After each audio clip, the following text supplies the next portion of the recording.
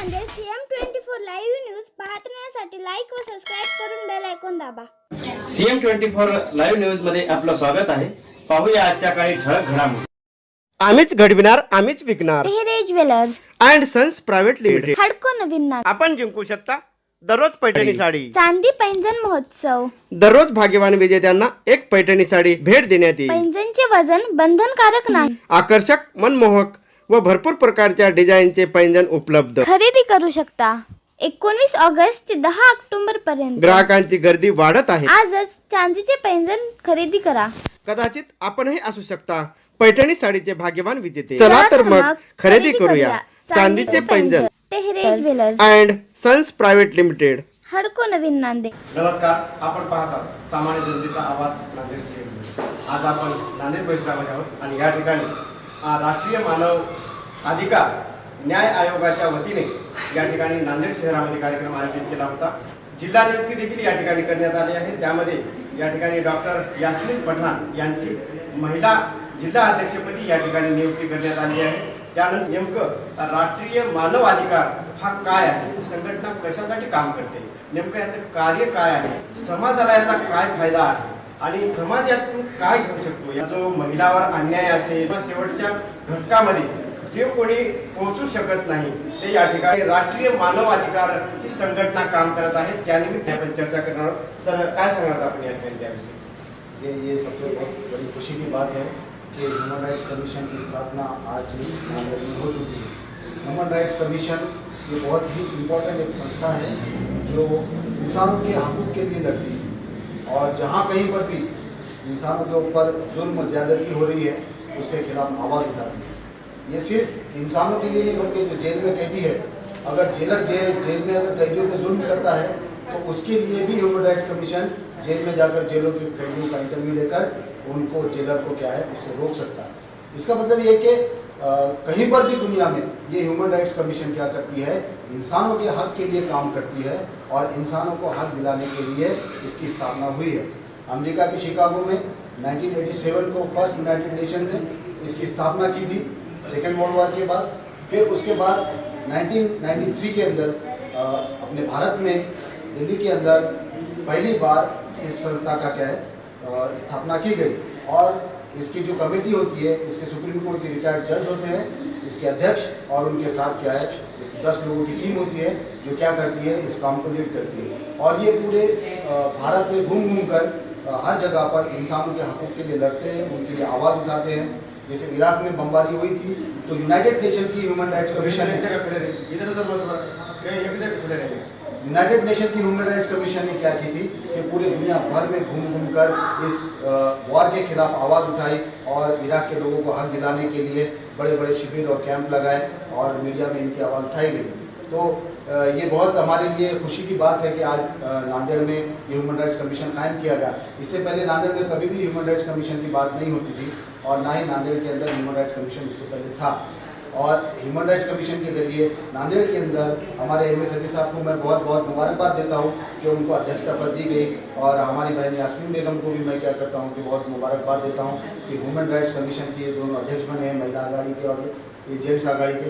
तो human rights commission से जुड़िए, अपने जो भी प्रॉब्लम्स है वो ह्यूमन राइट्स कमीशन के अंदर आकर अपनी क्या शिकायतें दर्ज कराइए ताकि हम आपके हक के लिए लड़ सकें और आवाज़ उठा सकें और इंसानों पर जहाँ जहाँ पर भी जुल्म हो रहा है उसके लिए हम अच्छी तरह से आवाज़ उठाएंगे। ये ह्यूमन राइट्स कमीशन सिर्फ औरतों के लिए नहीं है बल्कि मर्दों के लिए भी है, हर वो इंसान के लिए है जिसके ऊपर जुल्म किया जा रहा है।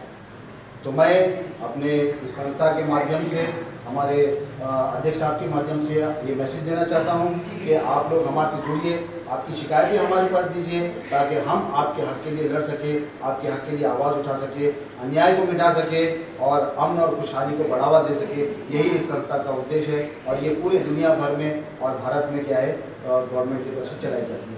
नांदेड जिल्हा महिला अध्यक्ष म्हणून या ठिकाणी डॉक्टर यास्मीन पठाण यांना दिलेला आहे, ते देखील या ठिकाणी अध्यक्षपद दिलेलं आहे नांदेड महिला अध्यक्ष। याबद्दल आपण काय सांगता? धन्यवाद करते। मुंबईहून डॉक्टर सलीम सर आणि नांदेडहून आमचे मराठवाडा जनरल सेक्रेटरी स्वामी सर, त्यांचा पण खूप खूप मी धन्यवाद त्यांना देते।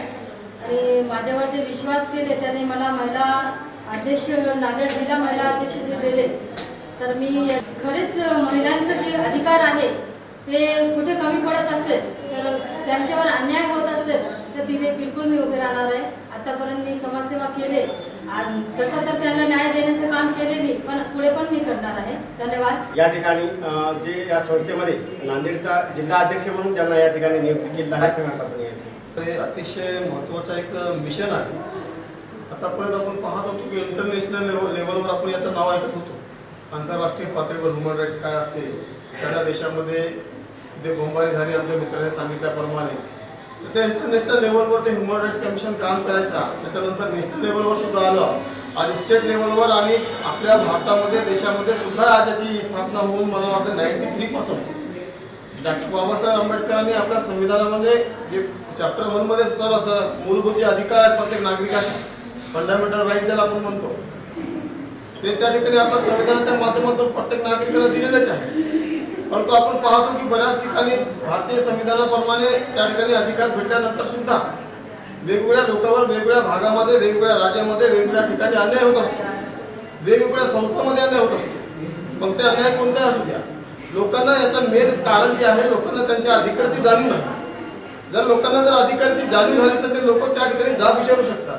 तर लोकांना माहीतच नाही त्यांचे अधिकार काय आहे, घटनात्मक अधिकार त्यांना कोणकोणते मिळालेले आहेत, डॉक्टर बाबासाहेब घटनेमध्ये प्रत्येक भारतीय नागरिकासाठी कोणते अधिकार दिलेले आहेत, याची जर लोकांना जाणीव झाली तर ते समोरच्या माणसाला, राज्यकर्ता असू द्या, अन्याय करणारा कोणी असू द्या, त्याला ते जाब विचारू शकतात.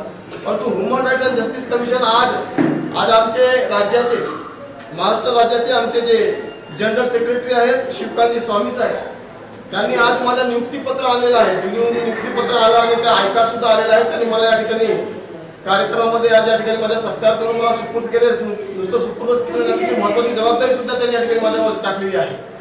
विशेष म्हणजे या कामाला हे काम करत असताना समाजामध्ये जे लोक, आपले जे गोरगरीब लोक आहेत, शेतकऱ्याचे जे लोक आहेत, काम रोज मदत करणारे जे लोक आहेत, असा जे आपला जे समाजामध्ये एक काम करणारा जे वर्ग आहे, अशा लोकांना शिक्षणापासून ते दूर आहेत, आपल्या अधिकाराची त्यांना जाणूव नाही. अशा गोष्टीमध्ये, अशा अवस्थेमध्ये त्यांच्यावर अन्याय झाला तर त्यांना काही कळत नाही नेमकं काय करावं. तर अशा वेळेस अशा लोकांना मदत करण्याची जबाबदारी, त्यांना मार्ग दाखवण्याची जबाबदारी, जर त्यांच्यावर अन्याय कुठे होत असेल तर त्यांच्यासोबत उभा टाकण्याची जबाबदारी या ह्युमन राईट्स अँड जस्टिस कमिशनला या ठिकाणी आहे. आणि हे अधिकार फक्त ह्युमन राईट्स जस्टिस कमिशनलाच नाही, तर हे अधिकार ह्युमन राईट्सला आले कुठून, तर हे भारतीय घटनेने, भारतीय संविधानाने जे आपल्याला मूलभूत जे अधिकार दिलेले आहेत त्याचं रक्षण करण्याची जबाबदारी, ही जबाबदारी या ठिकाणी ह्युमन राईट्स अँड जस्टिस कमिशनवर दिलेली आहे. दुसऱ्या शब्दामध्ये जर सांगायचे असेल तर ही जे कमिशन आहे, भारतीय घटनेने प्रत्येक नागरिकाला दिलेल्या अधिकाराचं रक्षण करण्याचे काम, रक्षण करण्याची जबाबदारी या ठिकाणी स्वीकारून प्रत्येक नागरिकासोबत अन्याय जर झाला तर त्यासोबत उभा टाकून त्याला न्याय देण्याचं काम ही संघटना, हे जस्टिस कमिशन करत असतोय. आणि या माध्यमातून प्रत्येक नागरिकावर कसल्याही प्रकारचा अन्याय होता कामा नये याची खबरदारी घेण्याचं काम हा या कमिशनच्या माध्यमातून या ठिकाणी केला जातो. आणि आज नांदेड जिल्ह्यामध्ये सुद्धा आज जिल्हा अध्यक्ष म्हणून माझी जी नियुक्ती केलेली आहे, त्या नियुक्ती केल्याच्या बद्दल मला या ठिकाणी आमचे जे वरिष्ठ जे पदाधिकारी आहेत त्यांच्या मी या ठिकाणी मनापासून आभार व्यक्त करतो. आणि या ठिकाणी वरिष्ठ अधिकाऱ्यांना ज्या विश्वासाने माझ्याकडे ही जबाबदारी दिलेली आहे, नक्कीच मी ही जबाबदारी अतिशय जबाबदारीने पार पाडेल. आणि भारतीय संविधानाने घटनेने दिलेल्या अधिकाराचा वापर करून जर कुणावर जर अन्याय होत असेल तर त्या ठिकाणी मी नक्कीच त्या ठिकाणी अशा माणसासोबत न्याय हक्कासाठी मी त्या ठिकाणी त्याला मदत करेल अशी ग्वाही सुद्धा या ठिकाणी देतो. आणि प्रत्येक नागरिकाने भारतीय घटनेने दिलेले अधिकार, डॉक्टर बाबासाहेबांनी दिलेले जे अधिकार आहेत भारतीय नागरिक म्हणून, याची जाणीव सगळ्यांनी केलीच पाहिजे. आणि ही जर जाणीव झाली तर कोणीही आपल्यावर अन्याय करणार नाही अशी विनंती सुद्धा मी या ठिकाणी या माध्यमातून आपल्या नागरिकांना या ठिकाणी करतो. आणि या ठिकाणी आपण या ठिकाणी माझ्याकडे या ठिकाणी 2 शब्द या ठिकाणी मला बोलण्याची संधी सुद्धा आपण या ठिकाणी दिलेली आहे. आपल्या चॅनलचं सुद्धा मी या ठिकाणी आभार व्यक्त करतो. धन्यवाद. या ठिकाणी स्वामी सर देखील आपल्यासोबत आहेत, आपण त्यांच्याशी चर्चा करू. या नॅशनल ह्युमन राईट्स कमिटीचं मी महाराष्ट्राचा जनरल सेक्रेटरी आहे.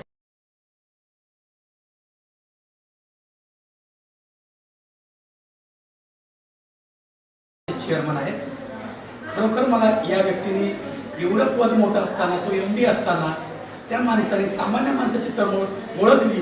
त्यांनी बरेच काय उद्देश टाकले, लोकांना एकत्रित करणे, शिक्षणापासून जे लोक दूर आहेत त्यांना ते अवेअरनेस करणे, समाजातील काही इतर लोक जे आहेत त्यांना थोडंसं आवाज घालण्याचे या कायद्यात त्यांनी तरतूद केली आहे आणि अशा व्यवस्थिशीर या कमिशनचं त्यांनी स्थापना करून या प्रत्येक जिल्ह्यावाईज तालुकावाईज गाववाईज पातळीवर त्या माणसाने हे प्रोग्रेस आणि अवेअरनेस करण्याचं कार्य रात्रंदिवस कार्य करण्याचं त्यांनी कार्य केलेलं आहे.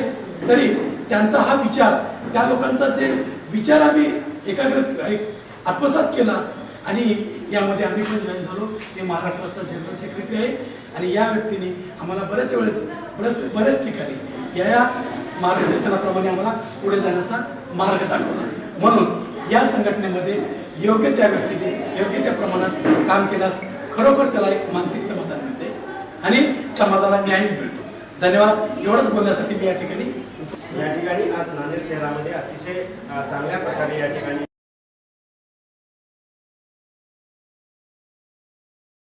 मंडळी देखील जमली होती. या ठिकाणी कार्यक्रम अतिशय उत्साहात संपन्न झाला. CM न्यूज साठी संजय कुमारची गायकवाड. अडकून येऊ नांदेड CM 24 लाईव्ह न्यूज पाहण्यासाठी लाईक व सबस्क्राईब करून बेल आयकॉन दाबा.